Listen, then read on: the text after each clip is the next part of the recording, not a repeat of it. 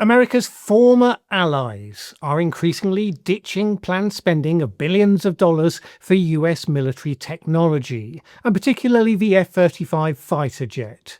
It's one of the earliest signs of the scale of the consequences to follow in the coming decade from the emergence of Trump's America as not just an unreliable partner, but an actual adversary. Because what else do you call it when a country seeks to leverage whatever power it has over you to benefit itself at your expense? And in recent months, a number of former allies are realizing that buying F-35 jets actually increases their vulnerability to Washington's whims. So, for instance, take India. India's Narendra Modi and Donald Trump were said to have a good relationship. When Modi met Trump in Washington back in February, Trump made a big deal out of encouraging Modi to spend billions on US weaponry, including F-35 jets. In the joint press conference after their talks, Trump said this: "Starting this year, we'll be increasing military sales to India by many billions of dollars. We're also paving the way to ultimately provide India with the F-35 stealth fighters." This was building on a history of India having spent more than $20 billion with the US on defence since 2008. Well, that was back in February, but in August, President Trump has imposed 50% tariffs on India, a massive, aggressive hit. Previously 25%, which was already high. And then India, so far the only country that buys Russian oil that Trump has hit with additional penalties for buying that oil, hit him with another 25%. Unlike most countries that suddenly realised with a shock just how exposed their economies were to the United States, and so felt themselves obliged to agree to unequal trade and political deals, India is one of those that has refused to sign up to blatantly one-sided exploitative agreements. This came after Trump had infuriated Modi by claiming credit for the ceasefire between India and Pakistan, wholly unjustifiably, according to New Delhi. So, if there had been a chance that India would have actually followed through with the F-35 purchases, they have now definitively ruled it out, and they didn't act coy about their reasons for doing so. They said that buying American F-35 fighters would be a strategic risk. And this is because the export versions of the aircraft are believed to come embedded with remotely activatable software and hardware vulnerabilities, effectively built-in malware that would allow Washington to disable the jets should they wish to in the future. A kill switch, if you will. Former Air Marshal Anil Chopra was quoted in Military Watch magazine as saying that the Indian government, quote, remains cautious about the US tendency to exert pressure and abandon allies when its own interests diverge with theirs, as well as potential US expectations for India to distance itself from Russia. He said, choosing a reliable partner country that won't impose undue pressure is crucial. Ironically, that more reliable partner country is likely to be Russia.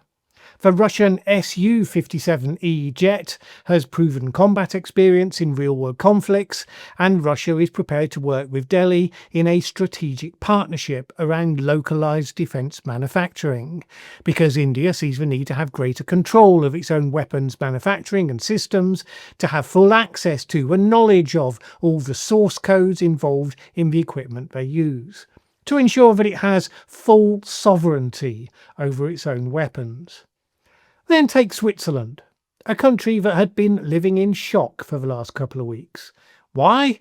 Because inoffensive little Switzerland has been hit, apparently at random, with 39% tariffs by President Trump, by far the highest tariffs levied against any European country. Described by Swiss newspaper Blick as the country's biggest defeat since 1515. This came in spite of the fact that it had been told by Scott Bessent that Switzerland was likely to be second on the list of deals, right after the United Kingdom, and it had been led to believe that a 10% tariff deal might well be in the offing when Swiss President Karin Keller-Sutter talked to Bessent in Geneva. But that would presume a rational process, driven by grown-ups negotiating deals in good faith, which is obviously not a description of the process as we've watched it unfolding. No early deal was forthcoming, and when Keller-Sutter got a phone call with Trump just hours before the August 1st deadline, she got nowhere. And soon after the call came the news that the tariffs would not even be the original figure, 31%, but even higher at 39%. Why? Because why not? Trump was interested in the biggest deals. He wanted China, the EU, Japan, the UK, all those. Switzerland wasn't big enough to really take his attention, and Switzerland fell foul of Trump's odd belief that trade deficits mean that someone's ripping the US off. Switzerland's trade surplus comes from selling pharmaceuticals, gold, jewellery, watches and machine tools to the United States. The Swiss had reduced their own tariffs on US industrial goods to zero. Various major Swiss companies, such as Nestle, had promised multi-billion-dollar investments in America. But there are limits to what else they could do to balance that trade deficit. The population of Switzerland is a mere 9 million people, about the same as the population of New York City. And they don't actually want to buy many US products. They can't do much with big cars on their winding mountain roads, and Switzerland is known for the quality of its cheese and its chocolate, so they're not much tempted by the American version of those products.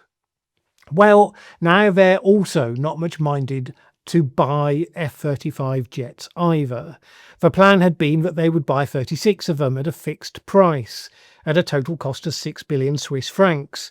The US had turned around and said, well, it's not giving it the fixed price that Switzerland thought it had been agreed prior to Trump taking office, and the price just went up by $1 billion. It's not entirely surprising the price went up.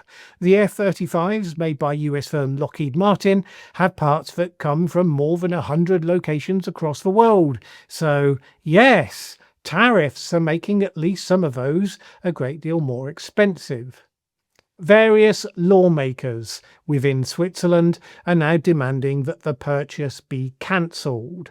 The Swiss Greens filed a formal motion in Parliament to that end, arguing that the United States has become, you guessed it, an unreliable security partner, and that Switzerland should consider a sovereign alternative aligned with European partners. For now, the government is keeping the position that it plans to go ahead, but it is undergoing a review that will come back in November. Because look, obviously, if the Swiss government is still hopeful that a late deal can be struck with Trump to bring those tariffs down, they're not going to want to block the chances of that happening with an early announcement. But the pressure's only growing right now, with calls for an alternative coming from multiple parties. And there is momentum elsewhere in Europe, which will all add to the mood music. So Spain, just last week, ruled out buying F-35s. It had been considering the jet for a replacement to its ageing fleet, but is now going to go with European military aircraft instead, as part of its commitment to buy purely European weapons. Trump had recently slated Spain for being the one NATO member that refuses to raise its own defence spending to 5%. US foreign policy expert Michael Walsh told the Financial Times there would have been a tremendous political risk of the Trump administration using an F-35 purchase as leverage to push the Sanchez administration to align itself with US national security and foreign policy interests. The Spanish government would have been aware of that. Portugal was the first country to express doubts about buying F-35s because of the Trump administration back in March of this year. It then seemed to relent in June, suggesting it would go ahead to invest in 5.5 billion euros worth of F-35s for its modernisation programme. Yeah, but then just a week ago, the minister involved told local news website Publico that it was being reconsidered again because of concerns about the predictability of US foreign policy, particularly its commitment to European defence within NATO. Specifically, again, that Washington's control over the purchases of updates, spare parts and services needed to make the planes functional, these were not seen as reliable. Now, not all countries have reached the same conclusion. Britain, which is keen to update its nuclear posture, is seeing new F-35 fighters as a key part to bolstering that in practice. And of course, Britain is very much still continuing its all in on its America's best ally status for as long as such a position holds up with people who don't really value such things. Germany is also committed to buying new F-35s, although it is holding off on previous plans to buy additional jets beyond those already contracted.